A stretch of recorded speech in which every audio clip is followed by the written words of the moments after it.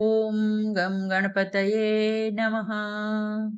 ઓમ ઐં સરસ્વત્યૈ નમઃ. આગળ આપણે જોયું કે શાસ્ત્રવિહિત કર્મોને કરવામાં આસક્તિ ન હોવી જોઈએ અને નિષિદ્ધ તથા કામ્ય કર્મોને છોડવામાં દ્વેષ ન હોવો જોઈએ.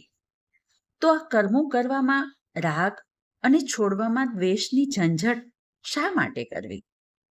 કર્મનો સર્વથા ત્યાગ કેમ ન કરવો? એવો પ્રશ્ન જરૂર ઉદ્ભવે. આ શંકાને દૂર કરવા માટે ભગવાન આગળ કહે છે, નહીં દેહભૃતા શક્યમ ત્યક્તુમ કર્માણ્યશેષતઃ યસ્તુ કર્મ ફલત્યાગી સ ત્યાગીત્યભિધીયતે. કોઈ પણ દેહધારીથી સંપૂર્ણ કર્મોનો ત્યાગ કરી શકાય જ નહીં. જે કર્મના ફળનો ત્યાગી છે તે જ ખરો ત્યાગી છે. કેટલાક જ્ઞાનમાર્ગીઓ એવું માને છે કે કર્મ માત્રમાં દોષ રહેલો છે, તેથી કર્મ માત્રનો જ ત્યાગ કરી દેવો જોઈએ. ત્યારે અહીં ભગવાન કહે છે કે દેહની સાથે તાદાત્મ્ય રાખવાવાળા મનુષ્યોના દ્વારા કર્મોનો સર્વથા ત્યાગ કરવો સંભવ નથી. કેમ કે શરીર એ પ્રકૃતિનું કાર્ય છે અને પ્રકૃતિ આપમેળે ક્રિયાશીલ છે. આથી શરીરની સાથે એકતા રાખવાવાળો ક્રિયાથી રહિત કેવી રીતે રહી શકે? તેથી કર્મત્યાગ નહીં, પરંતુ કર્મફળનો ત્યાગ એ જ ખરો ત્યાગ કહેવાય. પરંતુ જો કોઈ મનુષ્ય કર્મફળનો ત્યાગ ન કરે તો શું થાય તે બતાવતા ભગવાન આગળ કહે છે, અનિષ્ટમિષ્ટમ મિશ્રમ ચ ત્રિવિધમ કર્મણ ફલમ ભવત્યત્યાગિનામ પ્રેત્ય ન તુ સંન્યાસીનામ ક્વચિત. કર્મફળનો ત્યાગ ન કરનારા માણસોમાં કર્મોનું ઇષ્ટ, અનિષ્ટ અને મિશ્ર એમ 3 પ્રકારનું ફળ મૃત્યુ પછી પણ પ્રાપ્ત થાય છે. પરંતુ કર્મફળનો ત્યાગ કરી દેનારા ત્યાગી સંન્યાસી છે, તેને આ ત્રણેયમાંથી એકે ફળ મળતું નથી, કારણ કે તે ફળ ત્યાગી છે. કર્મનું ફળ 3 પ્રકારનું: ઇષ્ટ, અનિષ્ટ અને મિશ્ર.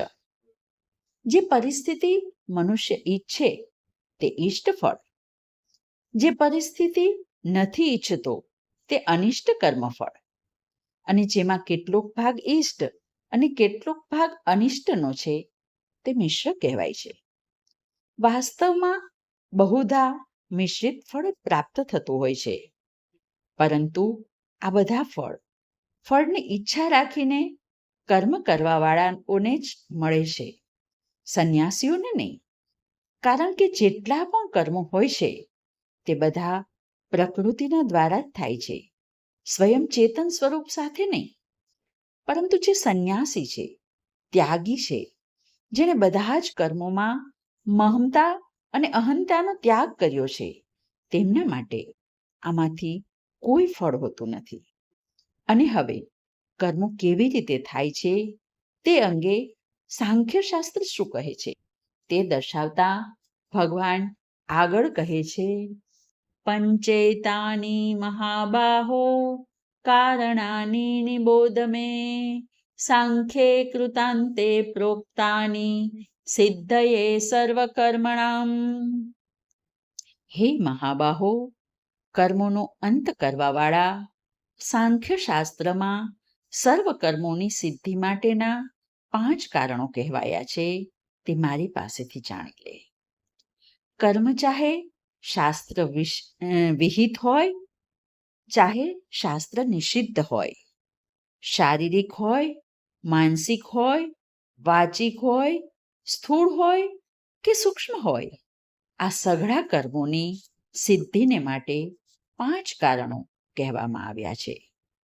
જ્યારે પુરુષનું આ કર્મોમાં કર્તૃત્વ રહે છે ત્યારે કર્મ સિદ્ધિ અને કર્મ સંગ્રહ બંને થાય છે.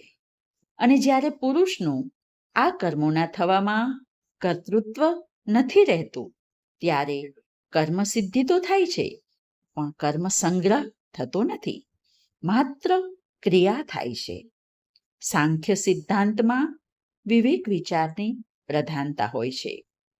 તેથી ભગવાને સર્વ કર્મણામ સિદ્ધયે કહ્યું એટલા માટે કે અર્જુન માટે યુદ્ધ કર્તવ્ય કર્મ છે. તેથી એવા કર્મ કરવા જોઈએ જે કર્મ કરવા છતાં કર્મથી નિર્લિપ્ત રહી શકાય. અહંતાનો ત્યાગ, મમતાનો ત્યાગ પણ છૂટે. આ સાથે આજ આટલું જ. હરિ ઓમ.